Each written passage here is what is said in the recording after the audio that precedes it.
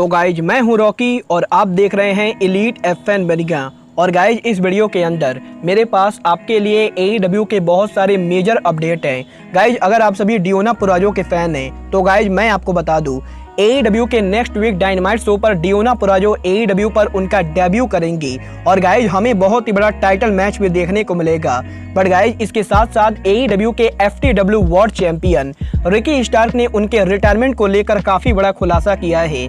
और guys hangman page के कोविड-19 positive होने के बाद AEW के इस हफ्ते के डायनामाइट शो के ऊपर टोनी खान को भी उनके मेजर प्लान्स को चेंज करने पड़ेंगे। और गाइज AEW के नेक्स्ट वीक के डायनामाइट शो के ऊपर WWE का एक और फॉर्मर सुपरस्टार AEW पर डेब्यू करेगा। और गाइज यूनाइटेड सेंटर में AEW और NJPW के सुपर शो के बाद अब NJPW के प्रेसिडेंट ने ये कंफर्म किया है कि AEW और NJPW का अगला सुपर शो NJPW अमेरिका में नहीं बल्कि जापान में करा है। तो गाइज अगर आपको ये सभी मेजर अपडेट जानने गए तो गाइज वीडियो को एंड तक जरूर देखना।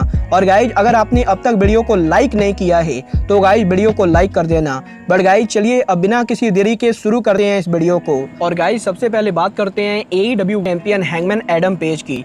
यार बात करें यहाँ पर हैंगमैन पेज की तो गाइज जैसा कि मैंने आपको ऑलरेडी बताया है कि हैंगमैन पेज के कोविड-19 पॉजिटिव होने की वजह से आज डायनामाइट पर हमें हैंगमैन पेज देखने को नहीं मिले। बट गाइज यहाँ पर हैंगमैन पेज के कोविड-19 पॉजिटिव होने की वजह से आज के AEW के डायनामाइट शो के ऊपर टोनी खान को उनके मेजर प्लान्स को चेंज करना पड़ा है। और गाइज अगर आपको नहीं पता है तो गाइज को बता दूं AEW ओरिजिनली इस हफ्ते के डायनामाइट शो के ऊपर CM पंक और हैंगमैन पेज का कन्फ्रंटेशन रखने वाली थी, जहां पर हैंगमैन पेज और CM पंक रिंग में आके एक दूसरे के साथ प्रोमो बैटल करने वाले थे। और गाइज इन दोनों के इस सेगमेंट के एंडिंग पे CM पंक फाइनली हैंगमैन पेज को वर्ल्ड टाइटल के लिए चैलेंज करते। और गाइज कुछ इस तरीके से डायनामाइट शो के ऊपर AEW में वर्ल्ड चैंपियनशिप मैच ऑफिशियल होता। बट गाइज यहाँ पर हैंगमैन पेज के कोविड-19 पॉजिटिव होने की वजह से AEW को उनके इन प्लान्स को रद्द करना पड़ा है। और गाइज इसीलिए डायनामाइट शो के ऊपर हमें डायरेक्टली AEW का वर्ल्ड चैंपियनशिप अनाउंसमेंट देखने को मिला। बट गाइज बात करें अगर यहाँ पर इन दोनों के कन्फ्रंटेशन की तो गाइज यहाँ पर डेव मेल्जर ने ये कंफर्म किया है कि अगर Hangman Page next week Dynamite तक ठीक हो जाते गए तो गाइज AEW के नेक्स्ट वीक डायनामाइट शो के ऊपर AEW CM पंक और हैंगमैन पेज का सेगमेंट रखेगी। और गाइज जिस प्लान को इस हफ्ते रद्द कर दिया गया है वही प्लान नेक्स्ट वीक डायनामाइट पर एग्जीक्यूट होगा।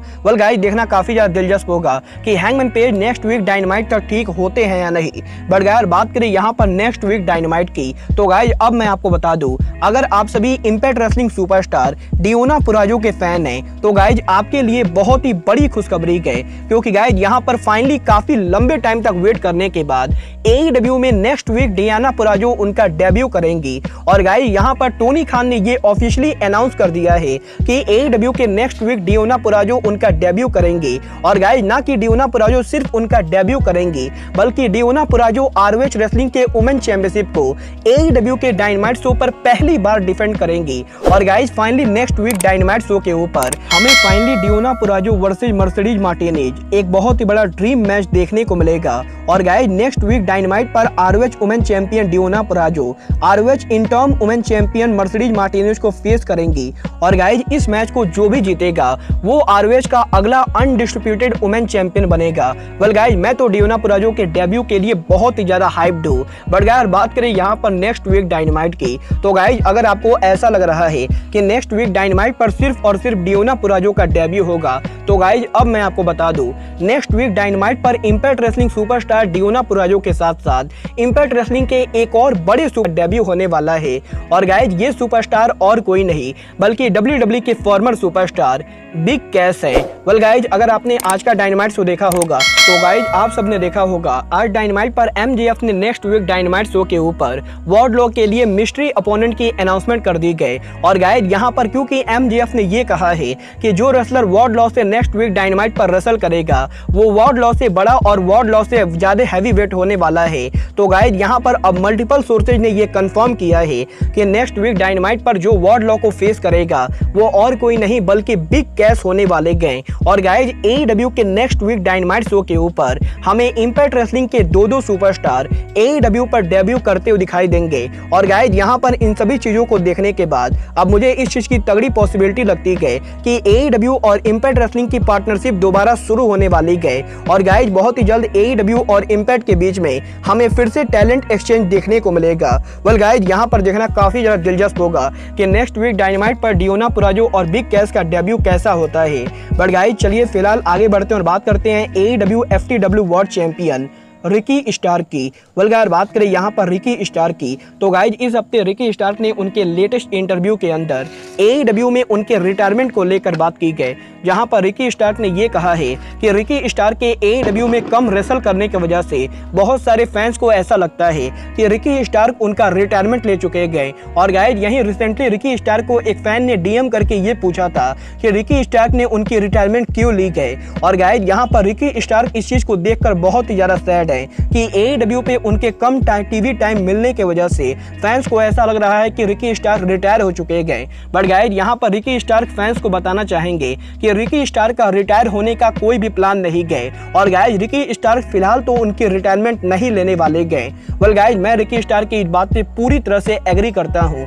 क्योंकि गाइज मुझे भी काफी हद तक लगता है कि रिकी स्टार्क को AEW पर काफी कम टीवी टाइम दिया जाता है। और गाइज मुझे भी पर्सनली लगता है कि रिकी स्टार्क को AEW में और भी ज्यादा टीवी टाइम मिलना चाहिए। वेल गाइज, आप सभी मुझसे एग्री करते हैं या नहीं, आप सब मुझे कमेंट करके बताइए। बट गाइज चलिए फिलहाल आगे बढ़ते हैं और बात करते हैं WWE के बाहर सबसे बड़े pay per view AEW versus NJPW forbidden door की।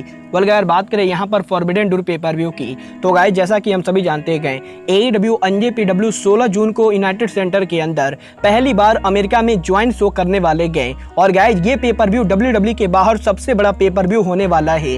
बट गाइस यहीं इस शो के अनाउंसमेंट के बाद अब NJPW के प्रेसिडेंट टाकामी ओबराय ने उनके लेटेस्ट इंटरव्यू के अंदर AEW और NJPW के दूसरे सुपर शो को लेकर बहुत ही बड़ा टीजर दे दिया है। जहां पर टाकामी ओबराय के लेटेस्ट इंटरव्यू के अंदर टाकामी ओबराय ने सुपर शो को लेकर बात करते हुए कहा है कि अगर जापानीज फैंस को ये सुपर शो पसंद आता है और गाइज अगर जापानीज फैंस की तरफ से इस सुपर शो के लिए बड़ी डिमांड आती गए तो गाइज यहाँ पर टाकामी ओबराय AEW और NJPW का अगला सुपर शो अमेरिका में नहीं बल्कि जापान में कराएंगे। और गाइज पॉसिबली AEW और NJPW का दूसरा सुपर शो जापान के one of the most famous stadium Tokyo Dome में हो सकता है। और गाइज यहाँ पर टाकामी ओबराय ने ये क्लियर कर दिया है कि यूनाइटेड सेंटर में इस सुपर शो के होने के बाद अगर ये सुपर शो सक्सेसफुल होता है और गाइज जापानीज फैंस को ये सुपर शो पसंद आता है तो गाइज यहाँ पर 2023 के अंदर AEW और NJPW का अगला फॉरबिडन डोर पेपर व्यू हमें अमेरिका में किसी अरीना में देखने को ना मिलके